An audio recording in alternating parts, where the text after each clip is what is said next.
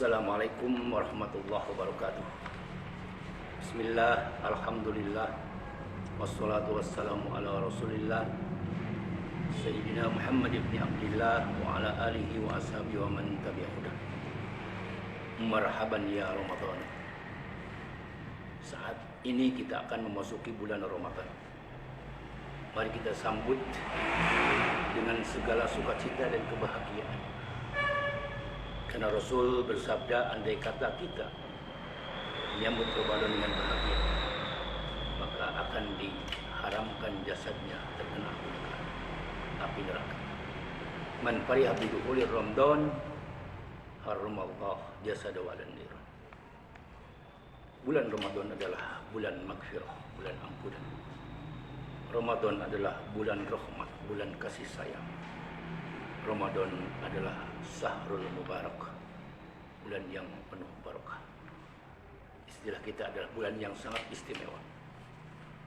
Sehingga Rasul menyatakan, bersabda, "Lau ta'lamu ummati ma fi Ramadan, la tamannau an takuna sanah kulluha Ramadan." Andai kata umatku tahu keistimewaan bulan Ramadan, pasti mereka menginginkan satu tahun Ramadan semua. Kita menyambut Ramadan, ada yang bahagia, ada yang siap, bahkan ada yang bingung, bahkan ada yang berat. Itu macam-macam. Di sini dinyatakan, kenapa Rasul menyatakan bahwa kalau tahu keistimewaan Ramadan, semuanya pasti ingin Ramadan. Li'annal hasanat bihi mustama'ah, karena semua kebaikan, semua anugerah itu dikumpulkan di himpunan Allah dan akan diberikan kepada barang siapa orang yang berpuasa. Sehingga pahala pun dilipat gandakan. Dibedakan dengan pahala amal ibadah di bulan-bulan yang lainnya. Wa ta'atu maqbulah, ketaatan ibadah apapun, baik sholat, puasa, membaca Al-Quran, tolabul ilmi, memberikan sedekah, makbulah, semua akan diterima. Wa da'awat mustajabah, semua doa apapun yang kita inginkan dan kita panjatkan kepada Allah akan diijabah, dikabulkan. Wa dzunubu maghfurah, dan dosa apapun yang kita lakukan baik besar maupun kecil akan diampuni. Wal jannatu mustaqah lahum, dan surga akan merindukan mereka. Yang pertama, semua amal akan dilipat gandakan lebih daripada pelaksanaan amal di bulan yang lain. Karena Rasul menyatakan, ruwiyan Rasul salam hakian an rabbihi ta'ala. Artinya ini hadis qudsi. Kullu hasanatin ya'maluha ibnu Adam, setiap kebaikan yang diamalkan, dilakukan oleh anak Adam, yudha'afu lahu ajruha, akan dilipat gandakan pahalanya min asratin ila sab'imiyatin din, dari 10 sampai 700 kali lipat, illa saum, kecuali ibadah puasa, fa innahu li wa ana azibi, itu pahalanya urusanku dan aku yang akan membalasnya.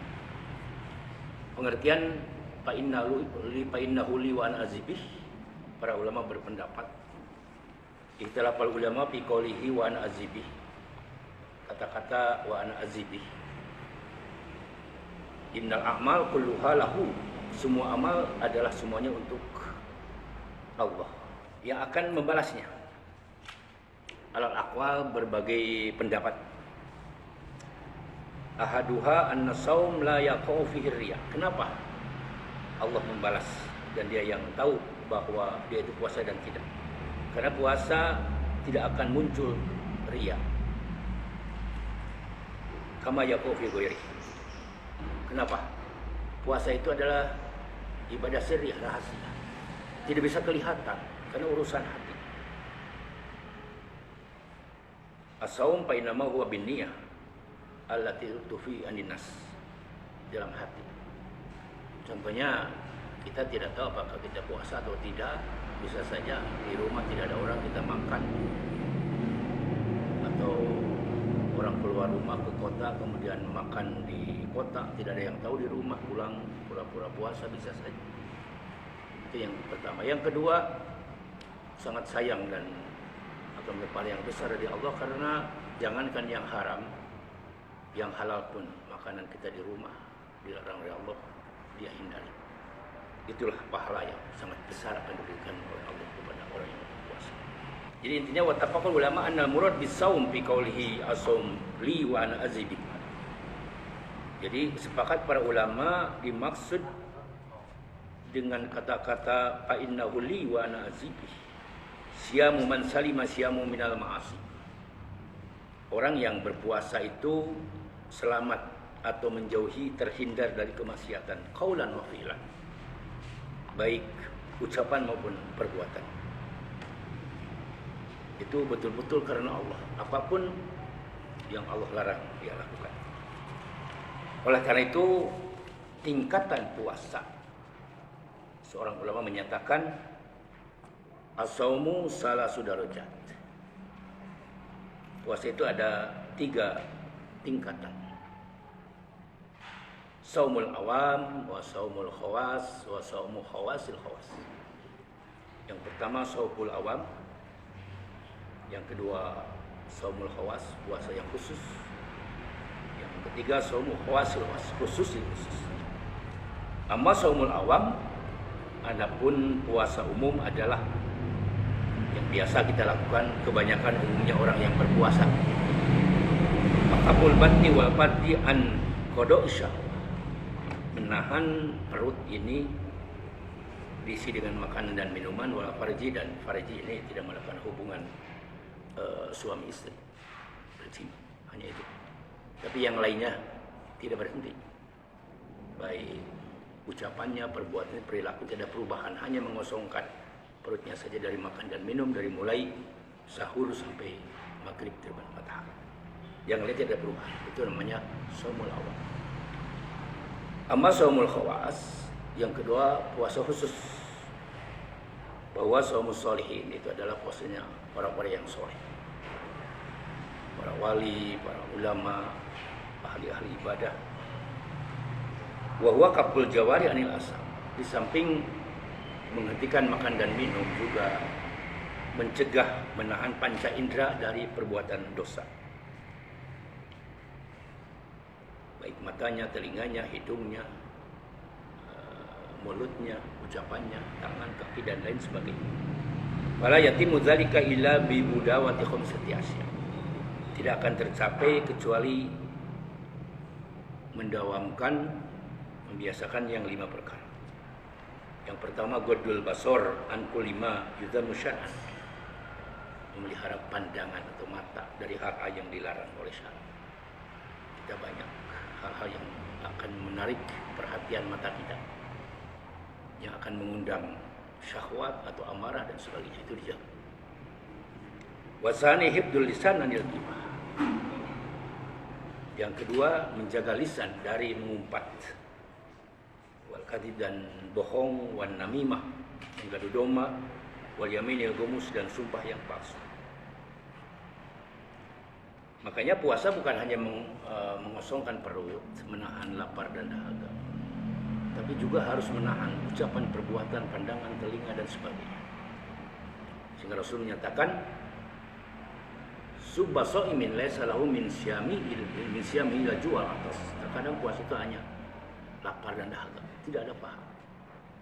Man lam yada' qaula zuri wal amala bihi, orang yang tidak meninggalkan ucapan yang jelek, perbuatan yang jelek, yang membuat dosa, apalagi menyakiti orang lain. Falaisa lillahi hajatun fi ayyada at'amahu wa ta'amahu wa syarab. Tidak ada arti meninggalkan makan dan minum, tidak, kalau tidak akan ada pahala. Nah itu. Jadi puasa khawas khusus adalah puasa menjaga panca indera dari dosa. Kemudian apalagi yang namanya puasa khawasil khawas, khusus. Itu sangat berat. Karena itu mah puasa hati, pasaumul qalbi anil himamid diniyah wal afkarid dunyawiyah. Daripada berangan-angan agama, maksudnya dengan puasa ingin pahala, ingin mendapat derajat dan sebagainya. Pokoknya ingin ada imbalan ke Allah, dari Allah. apalagi mikir-mikir dunia. Terkadang dengan puasa ini kita sibuk. Para bisnismen ini kan mengeruk keuntungan di bulan Ramadan, apalagi menjelang Lebaran. Kecuali sekarang ya, karena sekarang ada wabah. Nah, dan terkadang kita bingung puasa, apalagi sudah mendekati Lebaran, bingung karena belum beli pakaian, baju Lebaran, belum untuk makan yang bagus dan sebagainya. Orang Rasulullah tidak memikirkan itu. Wa kafihi amma siwallah bil kulliyah, dan menjaga dari selain karena Allah keseluruhan lahir dan batin. Maka fa idza tafakkaru hadza shaim fi ma siwallah yasulu al fitrah min saumihi wa huwa rutbatul anbiya wa siddiqin. Maka apabila orang dalam berpuasa ini tidak berpikir apapun kecuali hanya Allah karena Allah, maka dia akan mendapat fitrah, kesucian, kebersihan. Belum malu dinjula adalah fitrah pada kesucian, kebersihan jiwa, dan akan kembali kepada fitrah yang dinamakan Idul Fitri, kembali kepada fitrah. Oleh karena itu kami mengharapkan mudah-mudahan kita sambut dengan kegembiraan dan kita lakukan pada waktu Ramadan dengan berbagai ibadah. Mudah-mudahan seluruh doa diampuni, kemudian ibadah pun diterima, kemudian dosa pun diampuni, dan segala doa-doa dikabulkan oleh Allah Subhanahu wa taala. Tadi dikatakan bahwa keistimewaan diantaranya orang yang berpuasa dan beramal di bulan puasa akan dirindukan oleh surga. Al-jannatu mustaqoh ila arba'atin nafar. Surga akan merindukan 4 kelompok. Talil Quran, yang pertama orang yang ahli membaca Al-Quran, apalagi hufad yang menghafal Al-Quran. Itu orang yang akan selalu dirindukan oleh surga. Bahkan Quran sendiri akan menolong dia, memberikan syafaat nanti di hari kiamat. Iqra'ul Quran fa innahu ya'ti yaumal qiyamah syafi'an li ashabihi. Bacalah Quran, apalagi dihafalkan Al-Quran. Karena Quran akan datang pada kiamat menjemput dia, syafi'an, akan menolong pada orang yang ahli Al-Quran. Yang kedua yang akan dirindukan surga adalah hafidil lisan, yang menjaga ucapan, omongan. Makanya tadi katakan percuma puasa menahan lapar naga kalau omongan tetap tidak bisa dijaga dan tidak akan dapat pahala. Nah, orang yang selalu hafidil lisan, surga akan merindukan. Karena keselamatan orang tergantung lisannya. Salamatul insan fi hifdil lisan. Keselamatan manusia tergantung kepada lisannya atau omongan. Yang ketiga mut'imil ji'an. Yang dirindukan surga adalah orang yang suka memberi kepada orang yang kelaparan. Sedekah akan menyebabkan tadfa'ul bala, menolak bala. Sedekah akan menyebabkan harta kita bertambah dan dijaga. Tapi siapa yang harus diberikan adalah ji'an, yang kelaparan. Artinya orang yang susah, yang tidak punya makanan. Makanya agama memerintahkan harus membantu dan menyayangi fakir miskin, anak yatim. Kenapa? Karena mereka sangat membutuhkan. Bukan kuantitas, bukan hanya jumlah besar dan kecilnya, tapi yang mendapat pahala ada satu, ikhlas. Yang kedua, yang diberinya orang yang sangat membutuhkan. Yang berpuasa mungkin lapar, kita sedekah pada bulan puasa dengan berikan takjil, makan, buka, dan lain sebagainya. Yang keempat,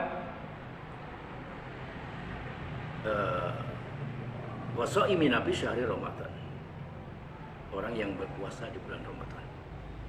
Jadi surga akan mendapatkan 4 hal. Satu, yang membaca Al-Quran. Yang kedua, yang menjaga lisan. Yang ketiga, yang memberi makan, yaitu bersedekah. Dan yang keempat, yang berpuasa. Maka di bulan Ramadan ini lakukan itu semua. Yang pertama berpuasa, kemudian banyak membaca Al-Quran dengan tadarus. Kemudian banyak bersedekah, membantu orang lain, dan menjaga ucapan. Ya. Jangan berbuat kesalahan atau memaki, mencaci orang lain. Apalagi pada saat ini kita dalam situasi yang sangat mengkhawatirkan dengan munculnya ujian dari Allah. Itu yang dinamakan corona atau COVID-19. Ini mungkin adalah merupakan ujian dari Allah Subhanahu wa taala kepada kita. Karena ini merupakan suatu penyakit yang tentunya merupakan pasukan atau tentara Allah. Inna hadzal marda jundum min junudiki. Karena penyakit ini adalah merupakan tentara dari pasukan Allah. Yusibu bihi man tasya wa tasrifu amman tasya. Bisa kena kepada siapapun. Dan Allah menghendaki menghilangkan dari siapapun. Itu bisa. Dari penyakit ini. Apa yang harus kita lakukan? Mengingat ini adalah penyakit yang tidak bisa ditebak dan tidak bisa diketahui, bahkan OTG, orang tanpa gejala, dan terus menular. Tapi sebetulnya mudah andai kata kita mengikuti aturan-aturan kesehatan bagaimana cara menghindarinya. Seperti yang banyak dianjurkan oleh pemerintah dan pihak yang sangat tahu, WHO dan kesehatan begitu. Hanya menghindarkan mendekati orang yang terkena virus itu, kemudian kita bersih-bersih, kemudian pakai masker dan lain sebagainya. Sehingga imbasnya kepada masalah ibadah, kaitan dengan masalah larangan atau perpindahan sholat Jumat kepada sholat Zuhur, kemudian kepada berjamaah, sekarang juga kaitan tarawih dan Idul Fitri. Kenapa? Banyak pendapat yang sudah memberikan fatwa dari majelis ulama, dari ormas-ormas, dari ulama-ulama, baik tingkat nasional ataupun dunia internasional, banyak pendapat. Bagaimana sikap kita? Ada dua hal saya kira yang harus kita lakukan. Kita beribadah kepada Allah, tapi jangan lupa kita harus berikhtiar, karena itu pun perintah. Yang pertama, ya kita ikuti aturan atau himbauan daripada pemerintah. Itu pun ibadah. Allah menyatakan atiullaha wa atiur rasul wa ulil amri minkum. Ulil amri dimaknai pemerintah yang ngurus kita. Kenapa? Karena dia bicara tidak bohong. Bicara dengan fakta dan data. Sedangkan kita kan tidak tahu apa-apa. Dalam agama itu menjaga dan kehati-hatian itu harus, dan ikhtiar harus. Terkadang memang ada yang berpendapat secara fatalisme, merasa dia yang merasa kuat iman, karena menyatakan bahwa hidup dan mati itu Allah yang menentukan. Ya iya betul. Tapi tidak diam, harus ikhtiar. Ikhtiar juga suatu kewajiban. Makanya ada yang dinamakan kelompok Jabariyah, ada Qadariyah, ada Mu'tazilah. Rasul menyatakan nanti dari zaman akan terpecah umat ala salah satu wasabi nafir 73 kelompok. Kulluhum finnar. Semuanya masuk neraka illa wahidah, kecuali satu. Apa yang satu? Ala muslimah ana alaihi wa ashabi. Yang kita istilahkan sekarang ahli sunnah wal jamaah. Dalam akidah terkadang ada yang berpendapat bahwa kita ini hidup diatur Allah, mati dan hidup. Kita diam aja, terserah Allah. Kita mau ibadah aja kepada Allah. Kemudian kita ibadah walaupun dibunuh, ya diam aja. Itu takdir Allah. Itu namanya Jabariyah. Tidak ada usaha sama sekali. Itu paham yang tidak akan selamat, kata Rasul. Yang kedua, segala apa yang terjadi adalah hasil kerja dan usaha kita. Tidak ada urusan dengan Allah. Itu Qadariyah. Kita ahli sunnah wal jamaah, ibadah kepada Allah, tapi kita menjalankan usaha dan ikhtiar. Rasul pun walaupun Rasul dimaksum, dijaga Allah, disuruh berperang, kan dia bersedia, pakai persediaan, pakai pedang, pakai tameng, pakai penutup kepala, jangan sampai mati sia-sia. Itu berusaha berikhtiar, walaupun perang itu membela agama Allah. Artinya kita harus tahu kepada tujuan daripada perintah agama untuk ibadah. Untuk apa maksud ibadah? Maqasidus syar'i itu apa? Akhirnya sasarannya adalah kepada kemaslahatan, keselamatan dunia dan akhirat. Jadi maqasidus syar'i tujuannya adalah maslahat. untuk menjaga kemaslahatan hifdzuddin, menjaga agama, hifdzul mal, menjaga harta, hifdzun nafsi, menjaga diri, jangan sampai kita celaka, hifdzun nasal, menjaga keluarga, kehormatan. Nah, itu agama. Makanya sekarang ada perintah untuk menghimbau untuk berhenti sejenak sebentar, tidak banyak kumpul-kumpul. Maksudnya jangan ini mencegah penularan. Karena data di kita ini masih terus setiap hari banyak yang tertular. Walaupun kita tahu bahwa ini agama itu wajib, tapi ada solusi lain. Allah tidak la ikraha fi din, tidak memaksa dan tidak memberatkan, tapi memberikan solusi yang lain. Andai kata bisa Jumaah kan ada sholat. Kalau di daerah masih kekeh ini Jumaah silakan dapat, tapi harus ikhtiarnya jaga apakah orang itu tertular tidak, atau bersih dulu, atau pakai alat pengukur suhu, ya, pakai masker, jaga jarak. Nah, kalau memang aman ya silakan, karena tidak ada sanksi apapun, hanya himbauan. Makanya diturunkan aparat untuk kita semua. Karena agama Islam adalah rahmatan lil alamin, ada agama kasih sayang. Yang paling bagus manusia, Rasul menyatakan khairun nas anfa'uhum linnas. Yang paling baik itu adalah orang yang sangat bermanfaat kepada orang lain, yang menjaga keselamatan dirinya dan orang lain. Tidak egois, tidak hanya sendiri ya, inilah kembali batu rumah. Karena kita tidak tahu penyakit ini, itu aja. Ini kata, apalagi yang ada di mesin-mesin pinggir jalan, yang orang-orang lain lewat dan numpang, tidak tahu apakah dia dibawa virus atau enggak. Tapi kalau ada di kampung di dalam mungkin tahu ini orang tidak tahu, tidak berpenyakit, tidak sakit, ibadah masalah. Yang penting bisa menjaga dan menjamin keselamatan. Dan kalau sudah ada himbauan kemudian kemudian terjadi sesuatu, itu bukan tanggung jawab kita, ya, tanggung jawab mereka sendiri kenapa tidak mengikuti aturan. Dan mudah-mudahan tidak sampai lama-lama. Ini momen Ramadan kita gunakan untuk berdoa kepada Allah Subhanahu wa taala agar ini musibah ini bisa cepat dicabut oleh Allah Subhanahu wa taala.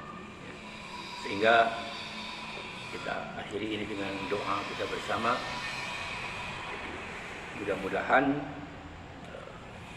apa yang kita lakukan ini mendapatkan pahala dari Allah, kita dosa diampuni dan kita diberikan kekuatan, diberikan kesehatan untuk menghadapi puasa, mungkin kita manfaatkan, gunakan untuk beribadah. Sehingga kita ada doa sebelum Ramadan, kuat dan tidaknya juga dibantu oleh Allah. Tapi melalui doa, ya doanya Allahumma ahillahu alaina bil amni wal yumni wal imani wal islami was salamati wa difa'il asqam wal auni ala sholati was siyami wa tilawati. Itu doa menyambut Ramadan agar kita diberikan kekuatan untuk melaksanakan. Allahumma ahillahu alaina, ya Allah, Allah telah menetapkan tanggal Ramadan berpuasa, waktu masuk Ramadan. Masukkanlah kami ini bil amni, dapat melakukan ibadah puasa dengan aman, wal yumni dan penuh dengan karuniamu, wal imani dan kekuatan iman, wal islami dan tetap dalam Islam, wassalamati dan keselamatan, wadifa'il asqam dan dijauhkan daripada penyakit-penyakit yang sekarang lagi mewabah, mudah-mudahan, wal auni ala sholati wasyami wa tilawatil Quran, dan bantulah kami untuk dapat melaksanakan sholat fardu, sholat tarawih walaupun tidak berjemaah di masjid, walaupun di rumah, dan mau melaksanakan sholat tarawih itu, wasyami dan diberikan kekuatan untuk melaksanakan puasa, wa tilawatil Quran dan mampu melaksanakan membaca Al-Quran. Itu doa awal Ramadan, ya.